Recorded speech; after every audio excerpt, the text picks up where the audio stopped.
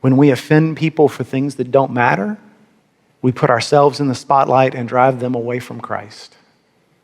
We're known as Christians, and yet people think, well, apparently being a Christian means being a loudmouth jerk.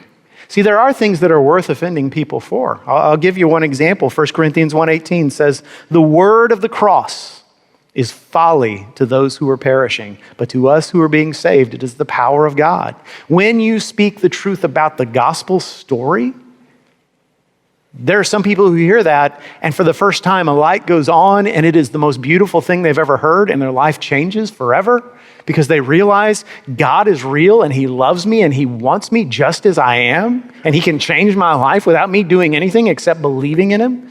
And yeah, that's beautiful. But then there's a whole other group of people who hear that and it makes them angry because they say, that's so intolerant. That's so ridiculous. And by the way, how dare you tell me that I'm so sinful that God had to die in my place? The gospel can be incredibly offensive. If you offend someone with the gospel, then you've done God's work. You've done what you're supposed to do. You're not responsible for their response. You're just responsible to faithfully tell the truth. And there are other ways to speak truth that is good and right and yet makes people mad. If you confront someone who's headed down the wrong direction and you try to save them from self-destruction, if you speak honest truth to someone that can save their souls and they don't like it, well, you have nothing to apologize for.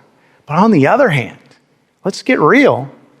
If you're just the Walmart version of one of those guys that has a talk show on CNN or Fox News, and you're just blathering on about stuff and making people mad and trying to own people, well, you're not really advancing the cause of Christ, are you?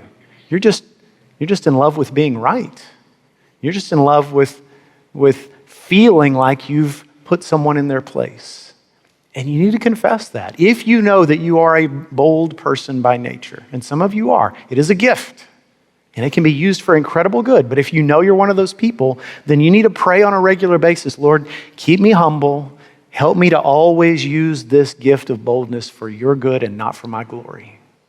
And when you know you've stepped over the line, when you know you've made it about yourself, and you will, because you're a sinner just like me, you confess it to God and you ask his forgiveness and you say, we're not going to do this again.